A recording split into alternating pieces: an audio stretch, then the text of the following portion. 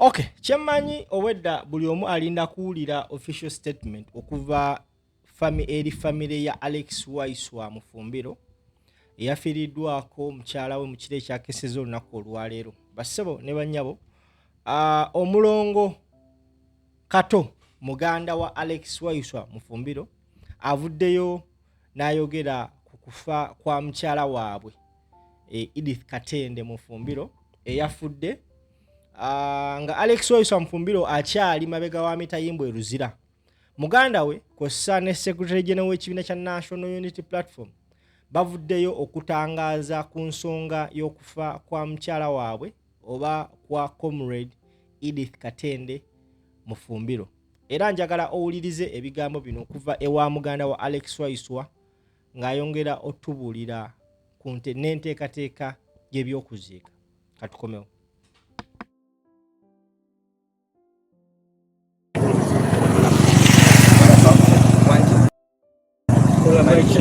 Wanji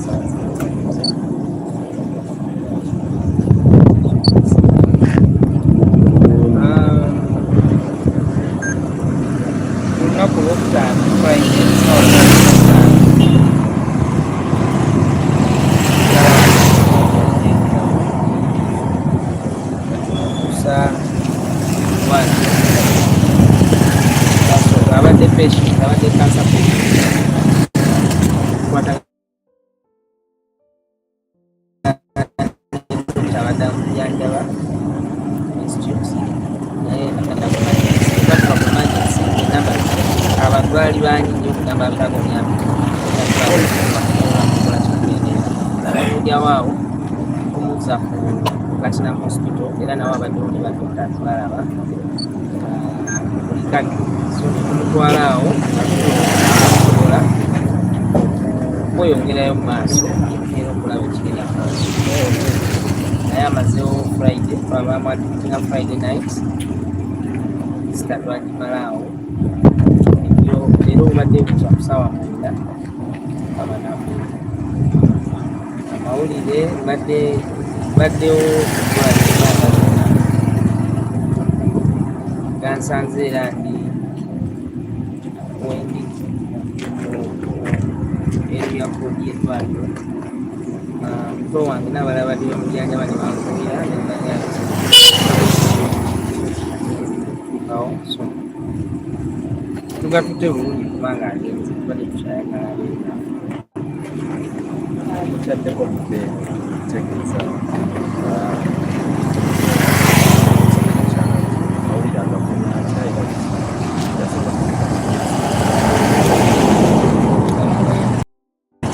ali broken simanyi obatugera mu Uganda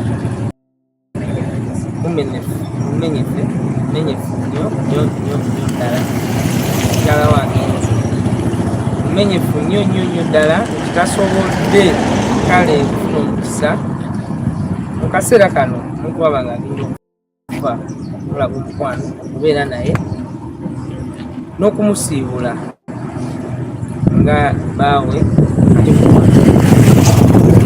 kimuwuma kimumenya mutima naye afunamu obugumu ng'abasinga ababadde ebweru tubadde tusobola okuwaddaawata kulaba nti mukyala we gezaako okumuwa kyetusobola okumuwa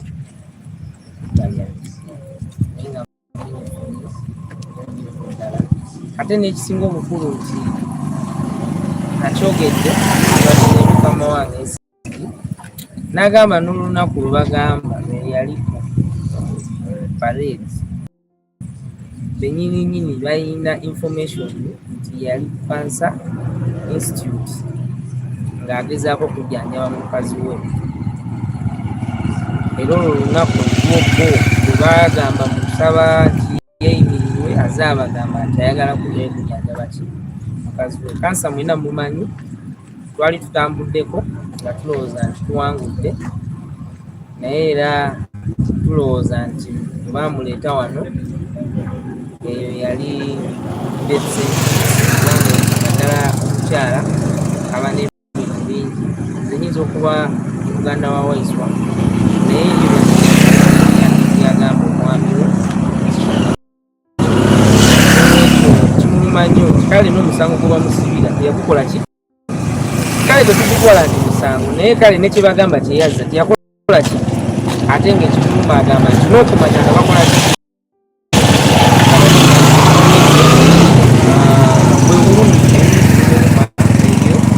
naye Mukama Katonda ekisinga bw'aba asazeewo osobola kukola.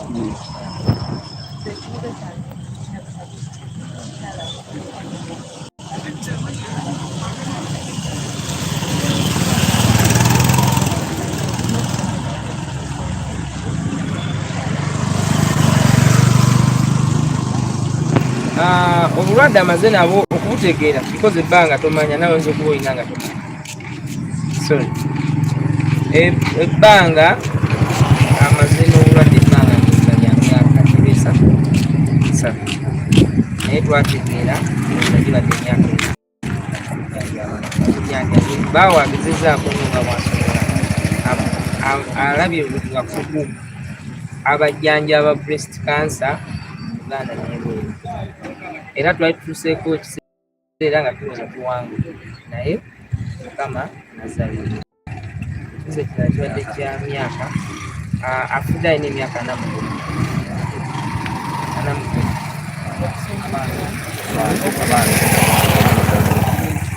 abaana bali alese abaana bameka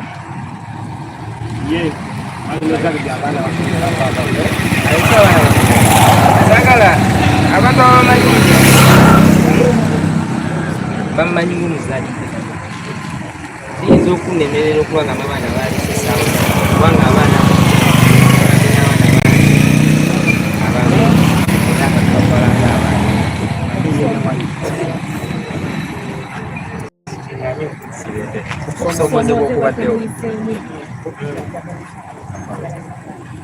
okusomoozebwa kyakusomoozebwa nnyo kubanga omuntu walwala nga toli mukyala we n'oba oli close nnyo naye ebyo kyatagenda kukola ki, ebyo kyatagenda kugamba, ebyo tutagenda kulaba tuli ffenna kakati, n'olwekyo bingi ng'ebiruma ye eryo n'ebyesirikira ebiyinza okuba nga bimalako emirembe nina. Alright, mu nsisinkagano muganda we Kato gy'abaddemu ne bannamawulire ku kkomera e Luzira ng'abadde yakava okutegeeza Alex Waiswa Mufumbira amawulire g'okufa kwa mukyala we, ategeezezza abantu eggwanga nti Alex Waiswa Mufumbira mumenyefu olw'amawulire gaafunye nti mukyala we afudde, era n'ategeeza nti n'olunaku lwe bagamba nti yali mu parade yali ku Cancer Institute ng'atutte mukyala we okumujjanjaba, era agamba mwennyamivu nnyo munakuwavu nnyo nti mukyala we yafudde.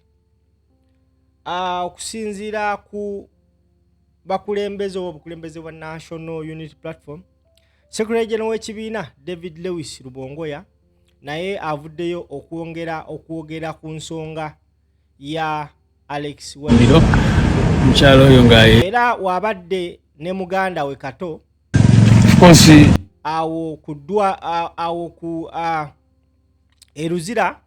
Secretary General w'ekibiina kya NUP David Lewis Rubongoya avuddeyo naye n'ayongera okwogera ku Alex Waiswa Mufumbiro, era n'awa n'enteekateeka oba embeera nga bweyimiridde, kuba kyemmanyi buli omu right now yeebuuza ensonga y'okuziika, amaziika, when bla bla.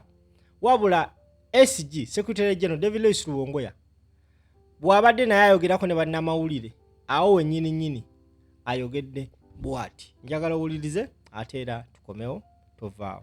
Bampita Simple oli ku verse train. kitalo nnyo bannange ekituuseewo olunaku olwaleero okufiirwa wano kwaffe ate nga mukyala wa myuka omwogezi waffe Alex Waiswa Mufumbiro, mukyala oyo nga ye Edith Katende Mufumbiro. kyanaku nnyo nyinyi ddala tafudde embeera eyo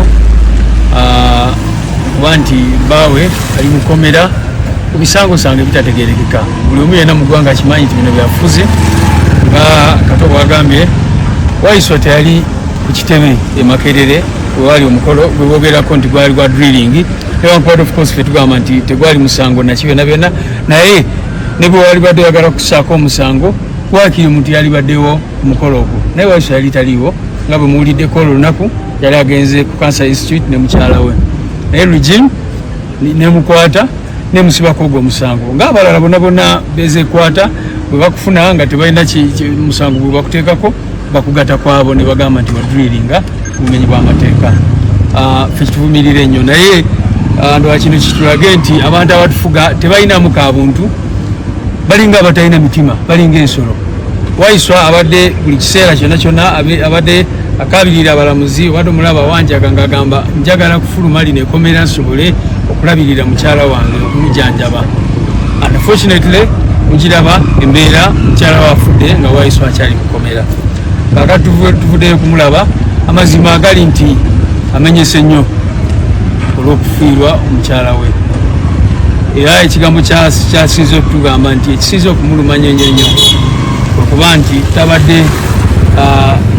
tabaddewo okusobola okumujjanjaba okusobola okubeera awo naye musaawa evanyuma oba ezisembayo.